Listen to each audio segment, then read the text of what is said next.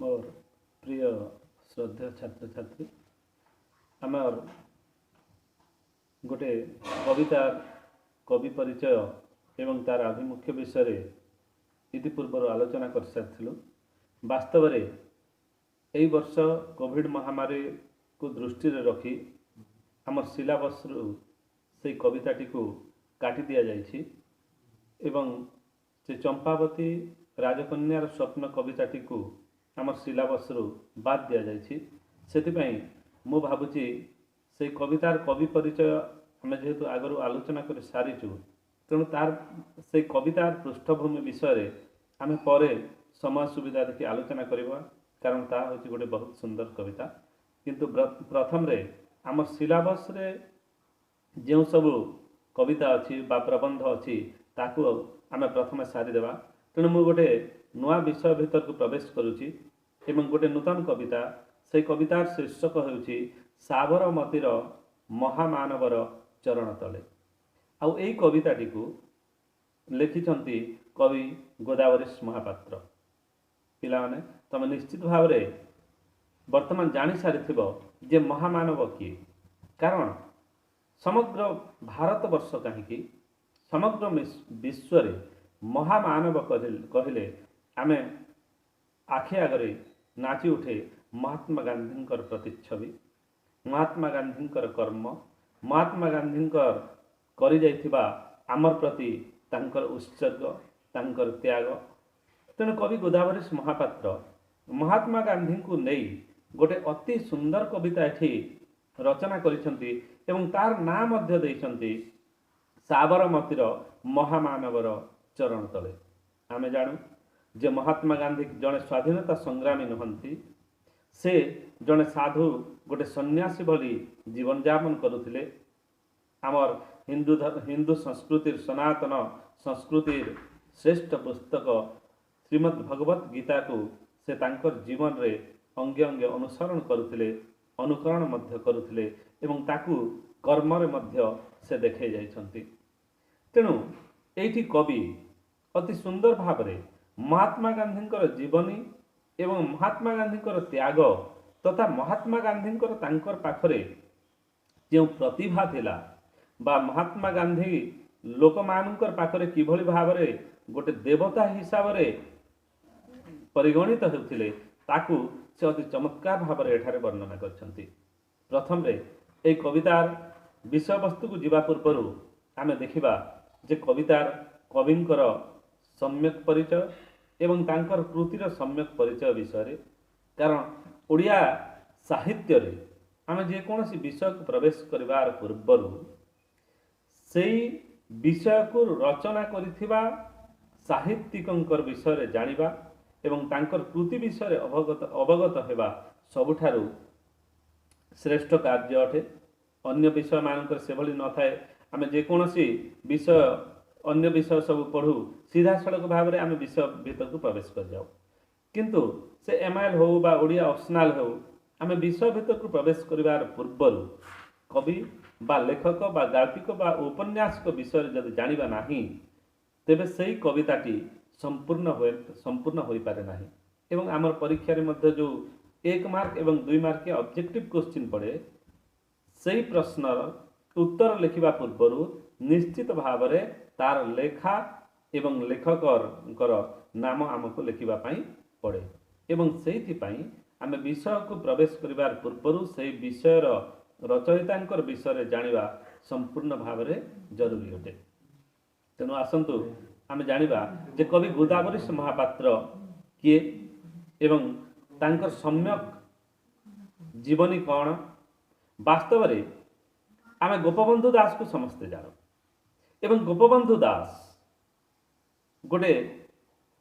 One विद्यालय प्रतिष्ठा करथिले तार ना हेउची सत्यवादी वन विद्यालय एवं सेई सत्यवादी वन विद्यालय गोटे श्रेष्ठ उद्देश्य थिला जे मनीष भली मनीष तैयारी करिबा बा ताकू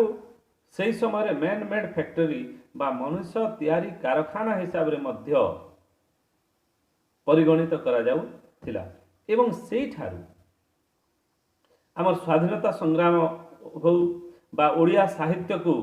आहुरी अधिक उज्जीवित करने हो बा ओडिशा को गोटे स्वतंत्र प्रदेश प्रतिष्ठा करबा पाई हेउ गोटे बहुत सुंदर सेठारे उद्योग चलीथिला प्रचेष्टा चलीथिला एवं सेठी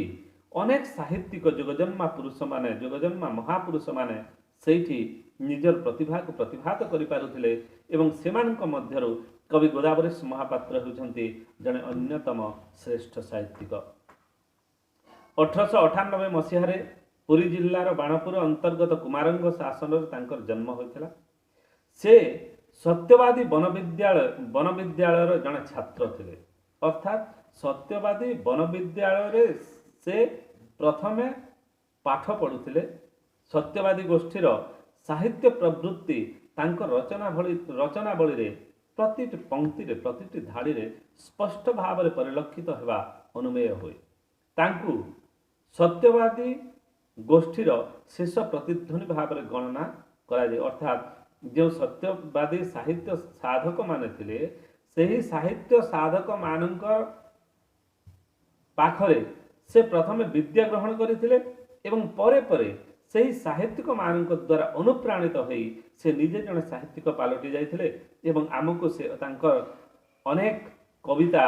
बा अनेक सृष्टि आमर पाई से छाड़ी जाइछन्ति। 1938 ख्रीष्टाब्द गोदावरीश महापात्र नियाखुंटा नाम गोटे व्यंग पत्रिकार संपादन आरंभ करथिले। व्यंग पत्रिका कौन ना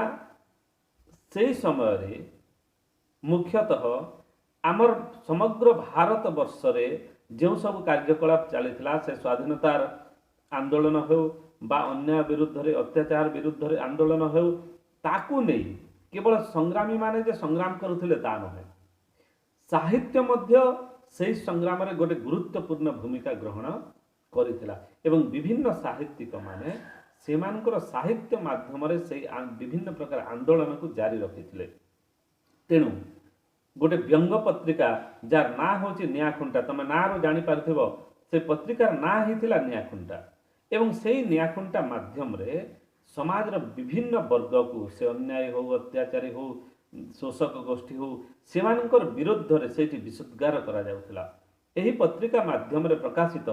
तांकर व्यंगात्मक कविता गुड़िक ओडिशार पुरपल्ली रे से समय बेस आदृत मध्य होई पारिथिला। कांत कवि लक्ष्मीकांत महापात्रंकर बंदे उत्कल जननी कवितार परे परे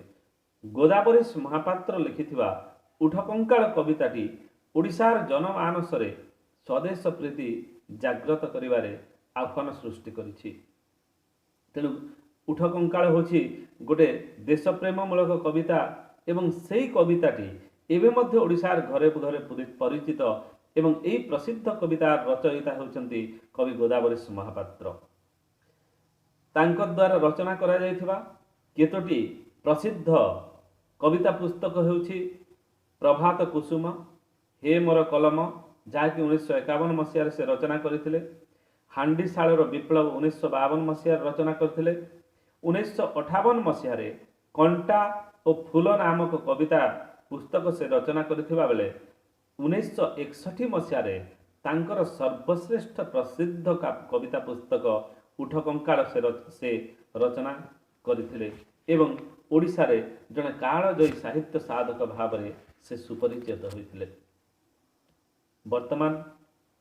आमे जो विषयटी पढ़ा जाउछु बा जो कवितार शीर्षकटी होउछि साबरमतीर महामानवर चरण तले, यही आलोच्य कविताटी कवि गोदावरीश महापात्रंक द्वारा संकलित कविता पुस्तक हे मोर कलम कविता संकलन गृहीत होइछि। एही कवितारे महामानव महात्मा गांधी प्रति श्रद्धांजलि ज्ञापन करा जाइछि। गांधीजींकर पाद तले एही कवितारे कवि निजको अर्पण कर दैछन्ति एवं तार सहित महात्मा गांधींकर वर्णनार से शतमुख हो पड़िछन्ति। से कहउछन्ति जे गांधीजी गोटे साधारण मनुष्य नुहंती, से भगवान, से देवदूत एवं तांकर कुहुक स्पर्शरे हिमालय मध्य विगलित हो जाय पारे, सागर उछुली उठे, विंध्य पर्वत उल्लसित हो जाए एवं निबिड़ तिमिर बक्षरे सूर्यालोक हसी उठे। देख महात्मा गांधी को से भगवान ठार आहुरी उच्च आसन देवार प्रचेष्टा करिसंती। साधारणतः यहीपरि वर्णना अनेक कवि अनेक साहित्यिक माने भगवान उद्देश्य बा महापुरुष मान उद्देश्य जो मानक आम भगवान बोलिक मानु से उद्देश्य वर्णना करि किंतु एटी गोदावरीश महापात्र महात्मा गांधी को एते उच्च स्थान को नहीं जाइछंती जे से तांको गोटे दिव्य प्रतिभार अधिकारी भाव में वर्णना करि कहउछंती जे महात्मा गांधी जेतेबेले हिमालय को पर्वत को स्पर्श करती ताहा विगलित हो जाए, जेतेबेले से सागर को स्पर्श करती सागर उछुली उठे, विंध्य पर्वत तांकर नारे उल्लसित हो जाए एवं निबिड़ तिमिर बक्षरे सूर्यालोक हसी उठे। से थिले मानव मुक्तिर चिरसंधाने, तांकर समग्र जीवन मानवर मुक्तिर उद्देश्य उत्सर्ग होता। से निज पई किछि करि नथिले, से जहा करुथिले समाज पई, से जहा करुथिले मनुष्य पई, से जहा करुथिले अस्पृश्य मानक पई, से जहा करुथिले एई समग्र भारत वर्षर दरिद्र अवहेलित अस्पृश्य एवं निष्पेषित जनतांकर पई। भारत होछि एभली गोटे स्थान जोठारे धर्मर संस्थापन पई प्रति मुहूर्त रे प्रचेष्टा करा जायछि एवं गीतार मध्य कहा जायछि यदा यदा हि धर्मस्य ग्लानिर्भवति भारत। तेणु ए श्लोकर अनुसार जेते बेले समग्र भारत वर्ष कहीं समग्र विश्व रे धर्म संपूर्ण भाव रे एक भिन्न हिसाब रे परिगणित हो जाए, धर्म संपूर्ण भाव रे कलुषित हो जाए, अन्यायी अत्याचारी माने राष्ट्र को बा विश्व को शोषण करिबारे लागंती एवं विश्व को छारखार करिबारे से माने जेतेबेले प्रतिज्ञाबद्ध हो जाती सेमानंकु ध्वंस करिबा पाई बा सेमानंकु खराब रास्ता रो ठीक रास्ता को धरी आनिबा पाई समग्र भारत वर्ष रे कोनोसी ना कोनोसी जने महापुरुष जन्मलाभ करती एवं सेमाने केवल भारत वर्ष को नुहे समग्र पृथ्वी को आलोकित करती। महात्मा गांधी सेमानकर मध्यरु जने अन्यतम महापुरुष थिले। एठी श्रीकृष्ण जेपरी समग्र संसार को उद्धार करिबा पाई, श्रीराम जेपरी समग्र संसार को उद्धार करिबा पाई बा दुष्ट मान को दलन करी संत मान को प्रतिपालन करिबा पाई आसीथिले, ठीक सेही भली महात्मा गांधी जन्म मध्य समग्र विश्व को गोटे नूतन रास्ता देखैबा पाई होइथिला बोली कवि अति सुंदर भाव में वर्णना करछंती। कवितार विभिन्न स्थान रे से महात्मा गांधी को गोटे दिव्य पुरुष भाव में वर्णना करी तांको शत शत नमन करिसंती। तांकर पाद तले से प्रणिपात जणैछंती। से द्रुत्सवतीर नदी को अहिंसार साबरमती रे परिणत कर देथिले बोली से एठी वर्णना करछंती। गरीब और निर्यातित मानकु बराभय प्रदान करिथिबा महात्मा गांधी निजे चरखा चक्र धरी स्वल्प वस्त्र परिहित होई समग्र भारत रे गोटे अद्भुत प्रभाव सृष्टि करछंती। हुएत से आमरी भली पैंट सार्ट बूट पिंधु नथिले तथापि भी आंठु लुचु नथिबा गोटे कपड़ा पिंधि से जहा करिछंती जणे सबुठार अत्याधुनिक व्यक्ति मध्य ताहा करिबारे कौनसी मते सफल नुहे। पथ तांकर कंटकमय थिला, नाना बाधा विघ्नर सम्मुखीन होइथिले महात्मा गांधी, किंतु मंत्र तांकर वक्तृतार मंत्रर जादुरी समग्र विश्ववासी को से चमत्कृत करिदेबारे संपूर्ण भाव सफल होइछंती। तांकर डाकरारे शत्रुपक्षर बंधुक तीर और तरबारी मध्य सबु संपूर्ण भाव अकामी हो जाइथिला। धर्म र प्रतिष्ठा पाई श्रीकृष्ण बुद्धदेव तथा निमाईंकर परी महात्मा गांधी मध्य थिले भगवानकर अवतार। मरण को जय करिथिबा एई महापुरुषंकर चरण तले एई कवितार माध्यम रे कवि एठी तांकु गोटे महापुरुष भाव रे गोटे देवता भाव रे गोटे ईश्वर भाव रे वर्णना करिवार प्रचेष्टा करिसंती। तेणु एई कविताटी गोटे वास्तव धर्मी कविता। साधारणतः साहित्य रे कल्पना थाए, कल्पनार इंद्रजाल थाए, किंतु एई कवितार कल्पना नाही, कल्पनार इंद्रजाल नाही। एई कवितार अछि केवल वास्तवता। एई कवितार अछि गोटे वास्तव मनुष्यर तार त्याग, तार बलिदान, तार त्याग, तार बलिदान एवं एहाकु कवि अति सुंदर भाव रे एई कवितार वर्णना करिसंती, जार विषय रे आमे परवर्ती क्लास रे आलोचना करिबा एवं एई कवितार तार सारमर्म बा महात्मा गांधींकर त्याग एवं बलिदान किभली अन्य मानकर पई गोटे प्रेरणार उत्स होबो तार आशा नहीं এই কবিতাটি সৃষ্টি করা যাইছি। ভাবুছি এই কবিতার ভাবধারা এই কবিতার তার সারମର୍ମ ସମସ୍ତ ପାଠକଙ୍କୁ ବା ତୁମମାନଙ୍କୁ ନିଶ୍ଚିତ ଭାବରେ ଆକୃଷ୍ଟ କରିବ, ଯାର ବିଷୟରେ ଆମେ ପରବର୍ତ୍ତୀ କ୍ଲାସ୍ରେ ଆଲୋଚନା କରିବା।